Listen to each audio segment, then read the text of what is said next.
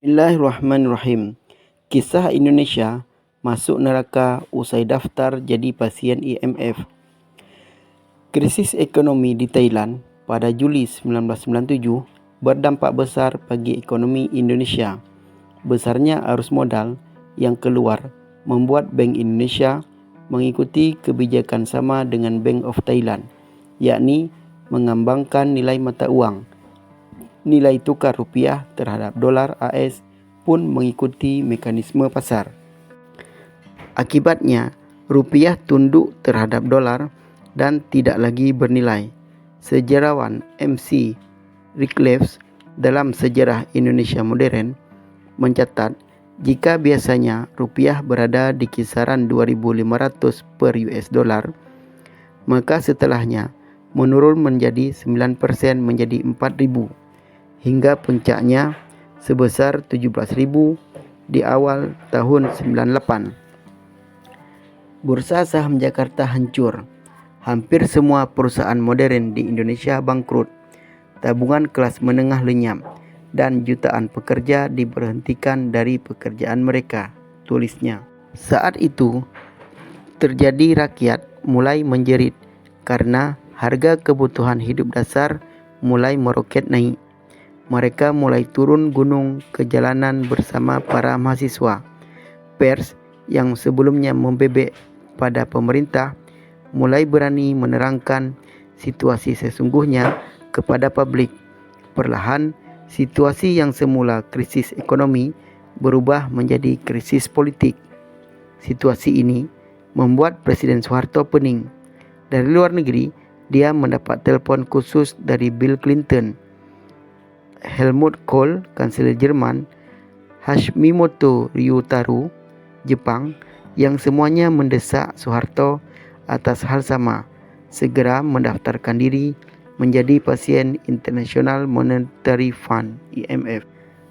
Pro dan kontra terjadi di antara Soeharto dan tim keuangannya.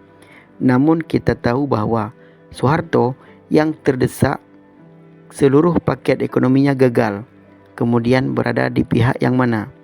Kamis 15 Januari 1998 di Cendana, datang Direktur IMF Michael Kamdesus membawa dokumen Letter of Intent (LOL) untuk ditandatangani Soeharto.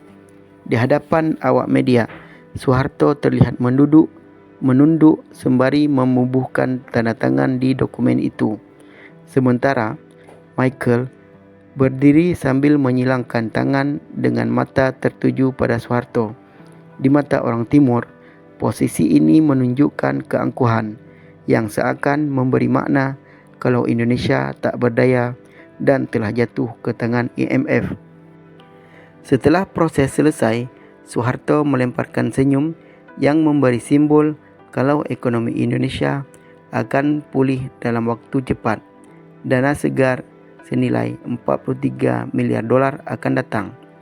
Paket pemulihan ekonomi ala IMF secara garis besar meliputi 3 kebijakan: pengetatan sektor moneter, pembenahan bank, pengetatan fiskal, namun kenyataannya semua itu gagal total.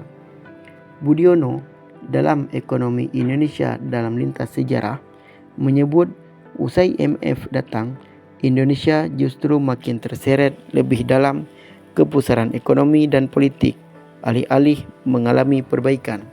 Sejalan dengan itu, Agus Widaryono dalam evaluasi kritis kinerja IMF dalam krisis Asia menyebut resep dan pemulihan ekonomi IMF pada kenyataannya tidak cocok diterapkan. Sang dokter IMF faktanya salah memberikan diagnosis dan obat terhadap pasiennya. IMF melihat masalah Indonesia dari kacamata barat yang sama sekali keliru.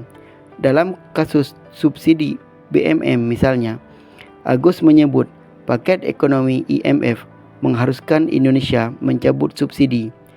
Indonesia setuju dan ikut sarannya.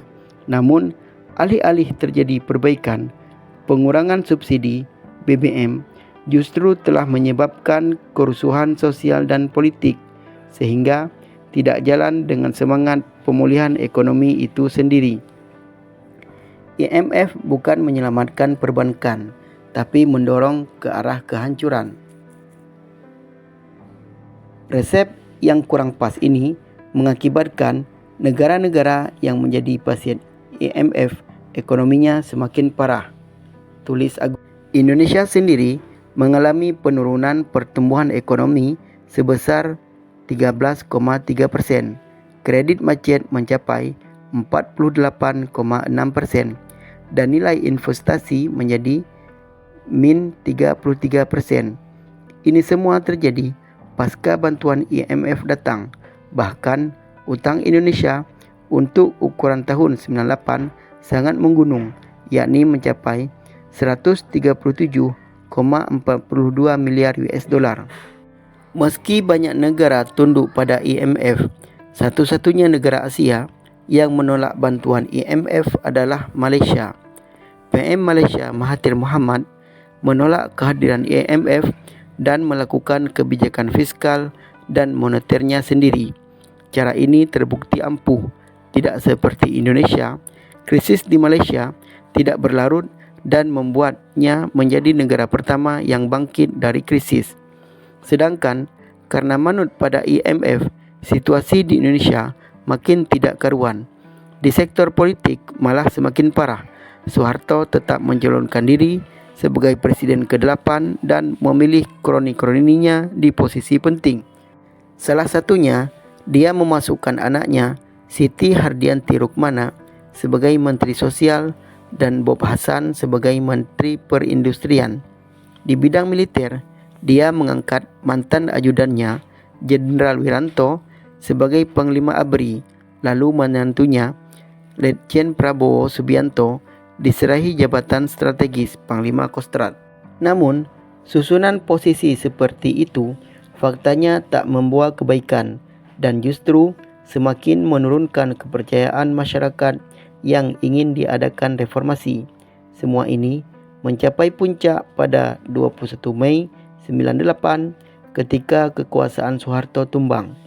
Sementara itu, mengacu pada buku Transition to Democracy, A Comparative Perspective, Kamdesus sendiri pernah mengakui bahwa IMF secara tidak langsung berperan dalam menciptakan kalutnya situasi politik Indonesia yang berdampak pada lengsernya Soeharto. Terlepas dari adanya dugaan skenario tersebut, Indonesia pada akhirnya sukses melunasi utang-utang ke IMF pada 2006.